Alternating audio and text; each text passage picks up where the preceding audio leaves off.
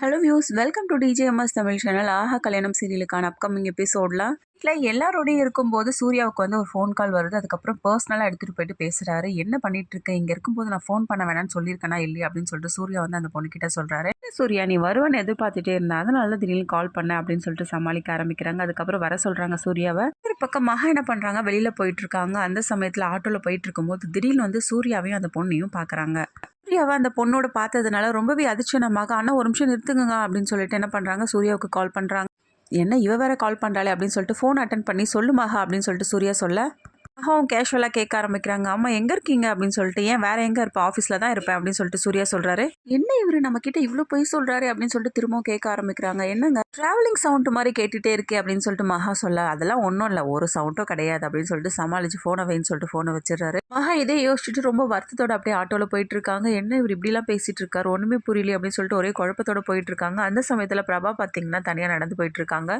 பிரபா பார்த்தா மகா ஒரு நிமிஷம் ஆட்டோ நிறுத்துங்கண்ணா அப்படின்னு சொல்லிட்டு பிரபா என்ன பண்ணுறாங்க, என்ன பிரபா இங்கே எங்கே போயிட்டு இருக்க அப்படின்னு சொல்லிட்டு என்ன பண்ணுறாங்க, வா வீட்டுக்கு போகலாம் அப்படின்னு சொல்லிட்டு பிரபா கூட்டிட்டு வீட்டுக்கு போகிறாங்க. அப்பா பார்த்ததுமா அப்பா அம்மா வாமா அப்படின்னு சொல்லிட்டு ரொம்பவே வரவேற்கிறாங்க. என்னாச்சும்மா திடீர்னு அப்படின்னு சொல்லிட்டு கேட்க ஆரம்பிக்கிறாங்க. ஒன்றும் இல்லைம்மா, நான் அந்த பக்கமாக ஆட்டோவில் போயிட்டு இருந்தேன், அப்போ பிரபா வந்து நடந்து வந்துட்டு இருந்தா தனி, அதனால தான் உங்களை கொண்டு வந்து வீட்டில் விட்டுட்டு போகலான்னு வந்தேன் அப்படின்னு சொல்லிட்டு பேசிட்டு இருக்காங்க. உனக்கு அங்கே எந்த பிரச்சனையும் இல்லை இல்லைம்மா அப்படின்னு சொல்லிட்டு கோடீஸ்வரி அவங்க அப்பாவும் கேட்க, அதெல்லாம் ஒன்றும் இல்லைப்பா, நீங்கள் ஏன் வருத்தப்படுறீங்க, நான் நல்லா தான் இருக்கேன் அப்படின்னு சொல்லிட்டு மகா வந்து சமாளித்து பதில் சொல்கிறாங்க. சாரிக்கா, என்னால் தான் ஏதேதோ நடந்துச்சு அப்படின்னு சொல்லிட்டு பிரபா சாரி சொல்ல, என்ன பிரபா என்ன பேசிட்டு இருக்க, ஏன் உன்னால, அதெல்லாம் ஒன்றும் இல்லை, நான் சந்தோஷமா தான் இருக்காங்க, எந்த பிரச்சனையும் இல்லை, நீ ஏன் வருத்தப்படுற அப்படின்னு சொல்லிட்டு சமாதானப்படுத்துறாங்க பிரபாவை. இந்த பக்கம் வீட்டில் பூஜைக்காக ஏற்பாடு பண்ணியிருக்காங்க. அப்பதான் எல்லா பிரச்சனையும் வந்து ஒரு முடிவுக்கு வரும் அப்படின்ற மாதிரி எல்லாருமே பூஜையில் இருக்கிற தருணத்தில் மகா வெளியிலேருந்து வராங்க. இதை பார்த்த காயத்ரி கோவத்தோட, ஆமா மகா எங்கே போயிட்டு வரேன் இந்த நேரத்தில், பூஜை இருக்குன்னு தெரியாதா அப்படின்னு சொல்லிட்டு பயங்கரமாக கத்த ஆரம்பிக்கிறாங்க. இல்லை சின்னத்தை, நான் எங்கள் அம்மா வீட்டுக்கு போயிட்டு வந்தேன் அப்படின்னு சொல்கிறத கேட்டு இன்னும் டென்ஷன் ஆகிறாங்க. என்ன நினச்சிட்டு இருக்க உன் மனசில், உங்கள் அம்மா வீட்டுக்குலாம் போகக்கூடாதுன்னு தான் சொல்லியிருக்கோம், நீ எதுக்காக போயிட்டு வந்த அப்படின்னு சொல்லிட்டு கேள்வி கேட்க,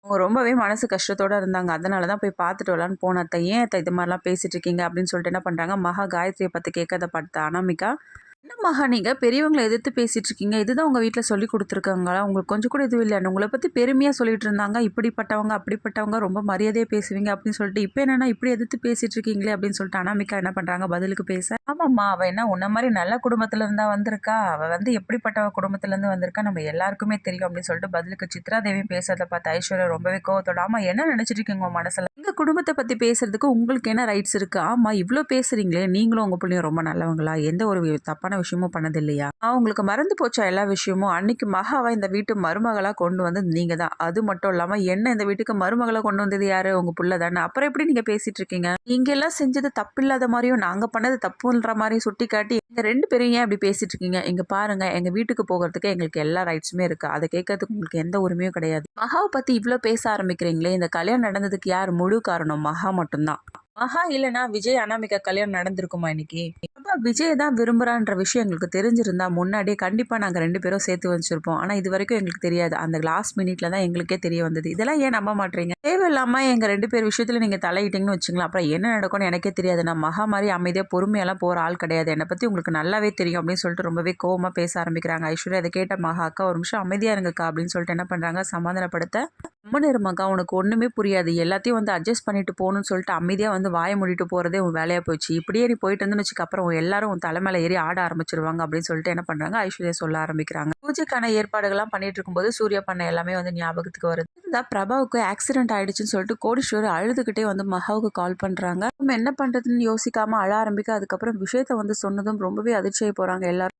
இந்த விஷயத்தை கேட்ட விஜய் உடனே பிரபாவை பார்க்கறதுக்காக ஹாஸ்பிட்டல் போக, அனாமிகா பயங்கர கடும் கோவத்தில் இருக்காங்க. கடைசி அங்கே போன விஜய் என்ன பண்ணுறாங்க, பிரபாவுக்கு பிளட் கொடுக்குறாங்க. அப்புறமா நல்லபடியாக வந்து பிரபா வந்து குணமாகறாங்க. இதுக்கப்புறமா விஜய் வீட்டுக்கு போனதுக்கு அப்புறமா அனாமிகா எப்படி ரியாக்ட் பண்ணுறாங்க, இது எல்லாமே தெரிஞ்சுக்கலாம் டிவிக்கு முன்னாடி. அதுக்கு மறக்காம நம்ம சேனலை வந்து சப்ஸ்கிரைப் பண்ணிக்கோங்க, கூடவே இருக்க அந்த பெல் ஐக்கானும் கிளிக் பண்ணிடுங்க.